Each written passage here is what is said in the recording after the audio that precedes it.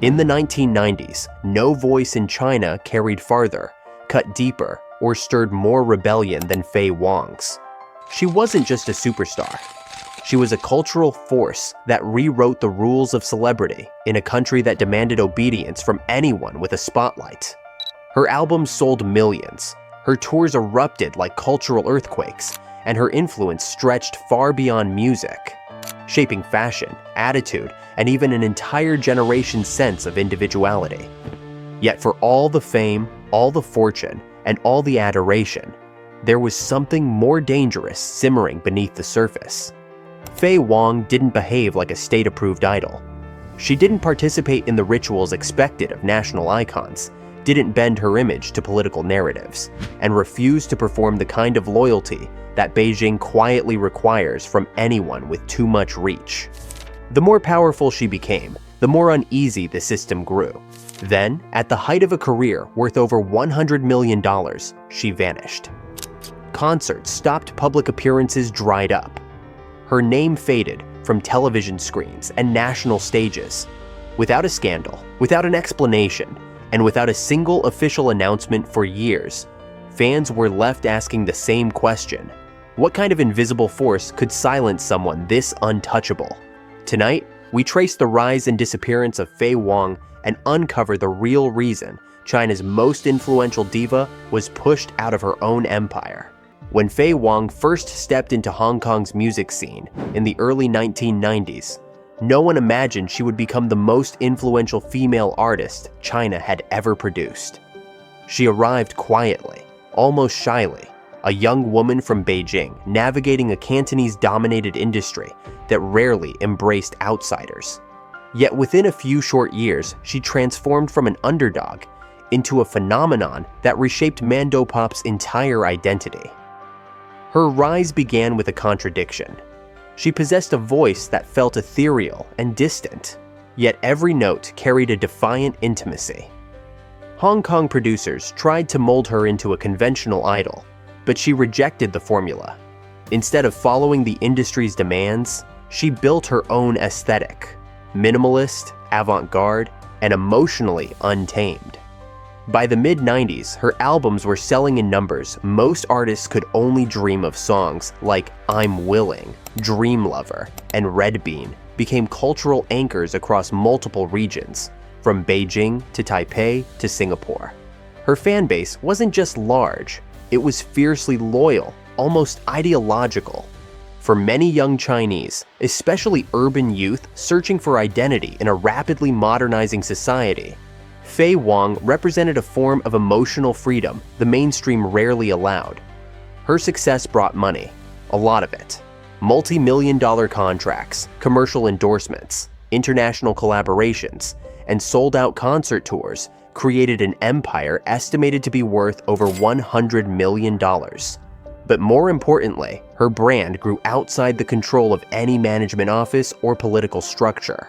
She spoke little, avoided interviews, and refused to perform the submissive image expected of female stars.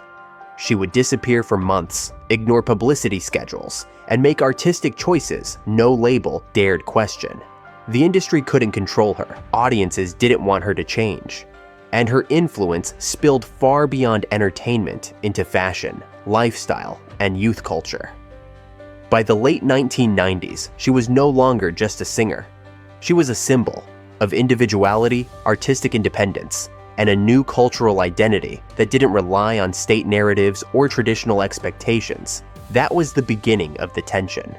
Because in a country where influence is carefully measured and monitored, a celebrity with unmatched reach and zero compliance becomes more than a superstar. They become a variable, and variables make the system nervous. As Faye Wong's influence expanded across Hong Kong, mainland China, and the Chinese-speaking world, something unprecedented began to happen. Her fame started to drift outside the boundaries of entertainment and into the realm of cultural authority. Most singers rose, peaked, and faded. Faye Wong wasn't following that curve. Her impact deepened instead of declining. She became the soundtrack of a generation grappling with modernity, urban loneliness, and a growing appetite for self-expression. themes that didn't align with the sanitized emotional landscape preferred by official cultural regulators. Her concerts didn't feel like commercial events. They felt like gatherings of people searching for meaning. The way she dressed, the way she moved, the way she silently defied convention became a coded language for millions. And that was the moment when her fame began shifting from harmless entertainment to something more complicated. In mainland China, celebrities with massive followings are expected to participate in specific public rituals, charity broadcasts, national celebrations, patriotic concerts, or campaigns promoting social harmony. These are not optional obligations, they are mechanisms of alignment. But Faye Wong was the rare phenomenon who didn't play along. She didn't give political speeches, didn't make symbolic gestures, didn't show up for the heavily publicized events expected of someone with her level of visibility. To regulators, this wasn't rebellion, it was unpredictability, a trait far more unsettling. Even in interviews, which she granted sparingly, she offered no comforting narratives, no carefully crafted loyalty statements, no endorsements of mainstream messages. She was polite, distant, and uninterested in shaping a public persona aligned with state-approved expectations. And while that approach might work in other parts of the world, it carried a different weight in an environment where cultural figures are seen as extensions of soft power. Her image, effortless, minimalist, emotionally raw, quietly inspired youth culture in a direction that felt individualistic rather than collective. Fashion editors credited her with reshaping tastes across East Asia. Designers noted that whatever she touched became a trend. Even her silence had meaning. Young people read symbolism into every absence and every aloof gesture. That symbolic power made her stand apart from other stars who fully embraced or strategically navigated the system. But it also created friction. Internal reports in the late 1990s and early 2000s described a growing unease among cultural authorities about certain entertainers, exerting influence not aligned with public guidance goals. Industry insiders would later confirm that Faye Wong's name appeared in these discussions more than once.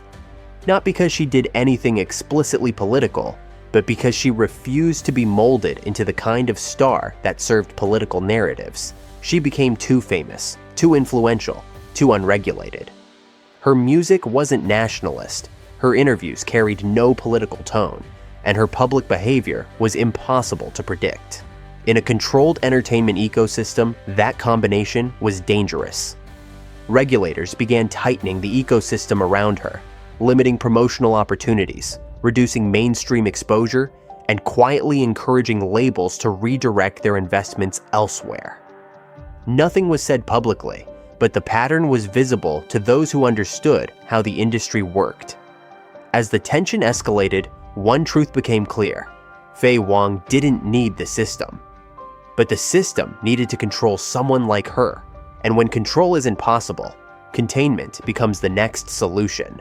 As Faye Wong's aura grew larger than any manager, label, or regulator could comfortably handle, a series of incidents, some minor, some magnified by the media, some merely symbolic, began to crystallize into something more consequential. None of these moments, on their own, were enough to sink a star of her magnitude. But when placed together, they formed a pattern that cultural authorities would quietly file away. This was an artist who did not follow the script, and perhaps never would. The first set of incidents came from her artistic decisions.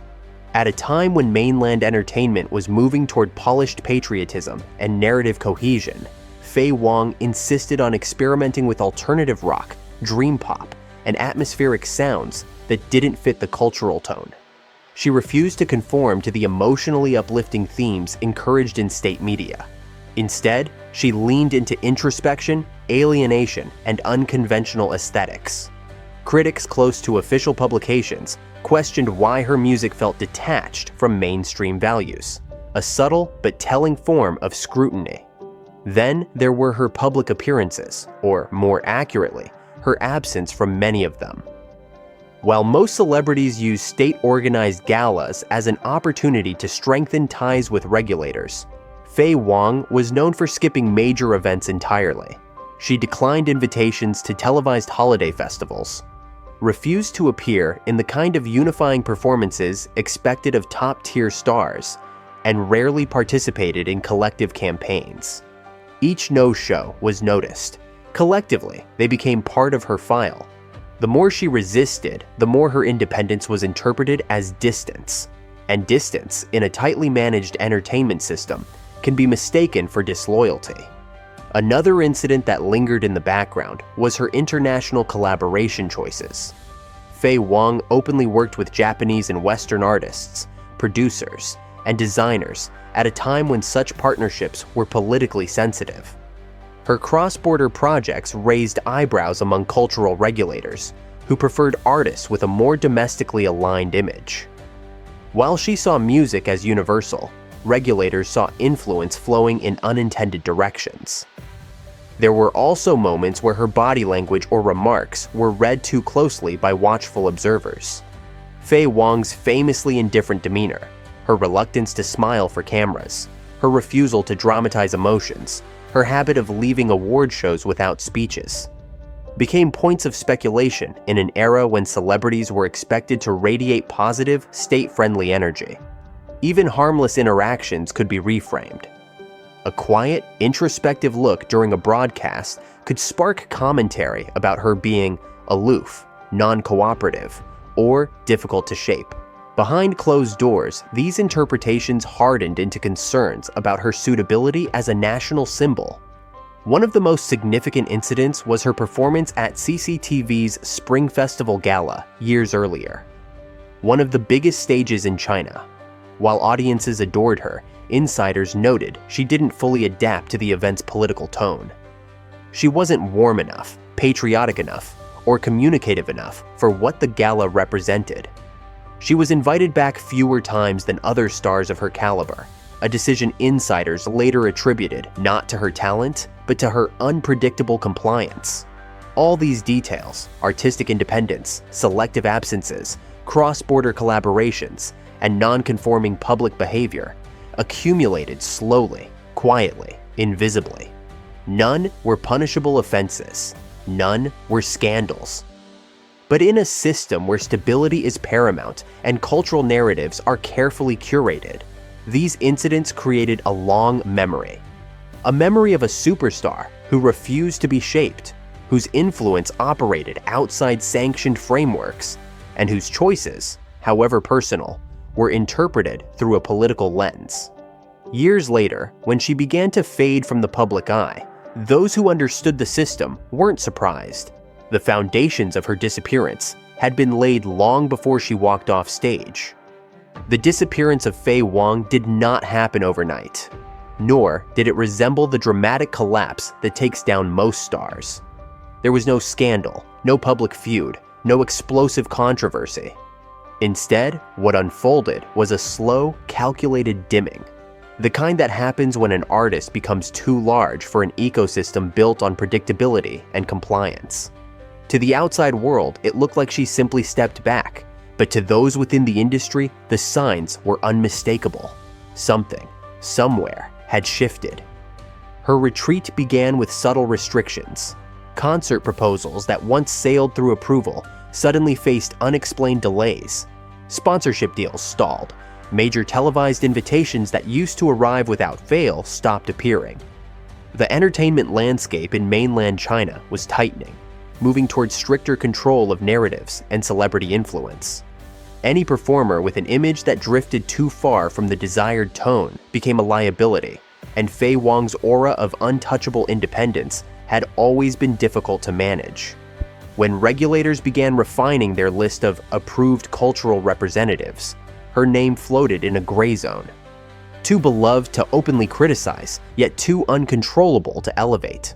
As new policies emphasizing positive energy spread across the industry, her brand became increasingly incompatible with the direction of the cultural environment.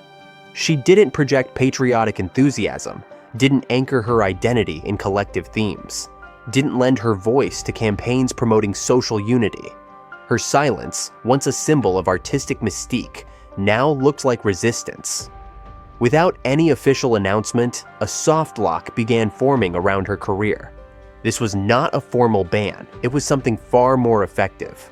Certain producers were discouraged from approaching her.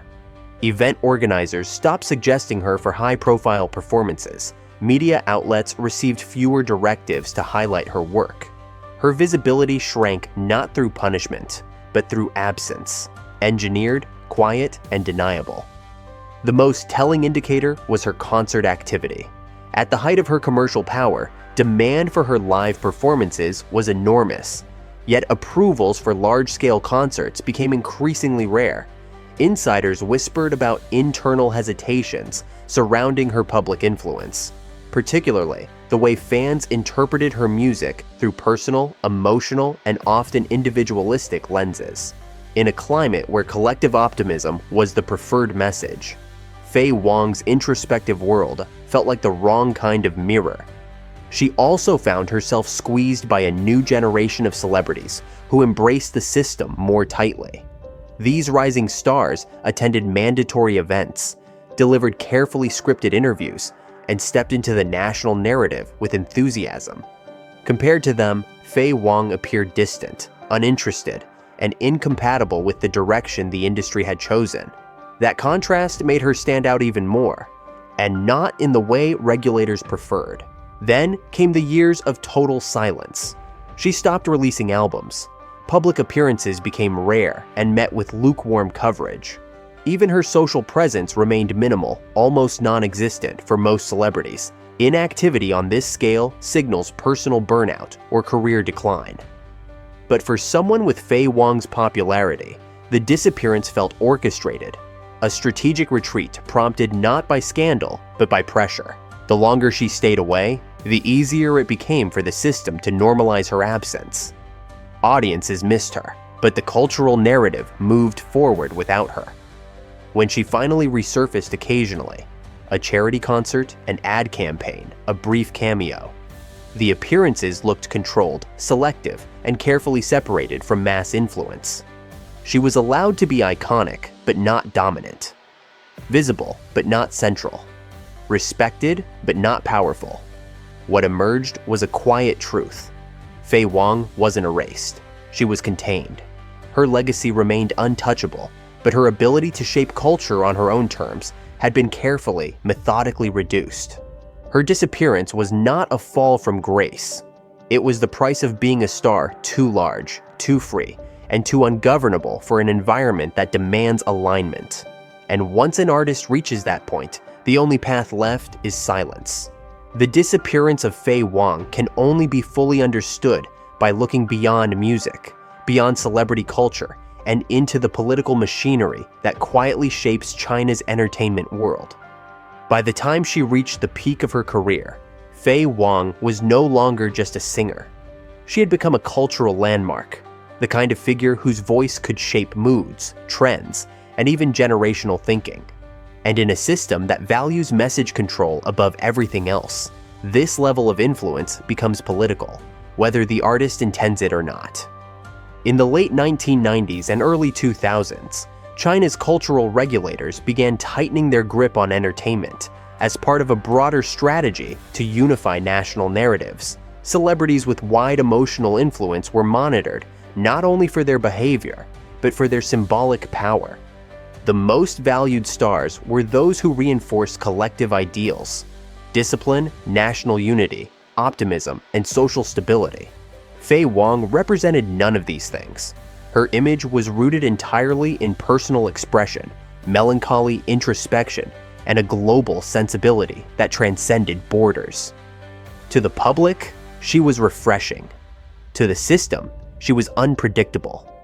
Behind closed doors, regulators divided celebrities into categories: those who could be managed, those who needed guidance, and those whose influence could not be molded. Faye Wong increasingly fell into the third category. She had no strong ties to state institutions, no history of participating in national propaganda events, and no inclination to reshape her image to fit official expectations. Even more concerning was her ability to set trends without institutional support. She didn't need the system. and that imbalance triggered deeper concerns. As China's soft power strategy expanded globally, the entertainment industry was expected to present a unified cultural front. Artists were encouraged to project a polished, patriotic image abroad. But Faye Wong's fame did not serve that purpose. Her collaborations overseas were artistic, not political. Her cross-border influence made her a transnational figure rather than a representative of the state. The more international her appeal grew, the more her allegiance came into question. Not because she opposed anyone, but because she belonged to no one. Then came the shift in policy. The introduction of positive energy campaigns and the restructuring of celebrity management. Stars were expected to demonstrate public gratitude, humility, and national alignment. Many complied. Some adapted their personas, some altered their public behavior, and some strategically curated patriotic symbolism to sustain their careers. Faye Wong did none of that. She remained detached, uninterested in performing loyalty, uninterested in shaping her public image at all. Her silence, her minimalism, her refusal to cooperate with the usual promotional rituals were now interpreted not as artistic quirks, but as red flags. This is where the political game intensified. Without issuing any public directive, regulators began shifting industry resources toward more compliant stars. New idols were promoted aggressively, given television slots, brand endorsements, and live stream platforms designed to amplify state-approved messaging. Meanwhile, Faye Wong's presence was slowly phased out. She wasn't banned. She was deprioritized. She wasn't punished. She was sidelined. She wasn't censored. She was gradually erased from the center of influence. Industry insiders later described her case as a quiet example of soft disenfranchisement, allowing a star to exist, but not allowing them to dominate. She could appear in small bursts, but not in ways that mobilized mass emotion. She could perform, but not on the largest stages. She could remain iconic, but not dangerous. That balance, respect without power, visibility without influence, was the system's solution to an artist who grew beyond its boundaries. What ultimately brought down Faye Wong was not misconduct, not scandal, not personal choices. It was the simple fact that she represented a kind of cultural freedom that could not be shaped, guided, or absorbed. Her artistry belonged to the public, not to the state. And in an environment where cultural power is political power, that was enough to seal her fate. Faye Wong's disappearance never came with headlines, accusations, or an official statement. Instead, it unfolded with a quiet inevitability, the slow dimming of a star who had grown too bright for a system built on predictability. Her rise was a reminder of how deeply music can shape a generation's emotional landscape, and her fall revealed how fragile artistic independence becomes when it collides with the machinery of cultural control. She didn't lose her voice. She didn't lose her fans. She simply lost the space to exist on her own terms. In the end, her silence spoke louder than any controversy. It was the silence of someone who refused to bend, refused to perform loyalty, refused to be molded into a symbol she never wanted to be. And that refusal came with a price. Yet, her legacy remains untouchable. Even after years away from the spotlight, her songs continue to echo across Asia. Her influence lingers in fashion and art, and her name still conjures the image of a woman who shaped an era without ever asking for permission. Faye Wong didn't disappear because she faded. She disappeared because she mattered too much. And in a world where cultural power is monitored as carefully as political power, being irreplaceable can be the most dangerous trait of all.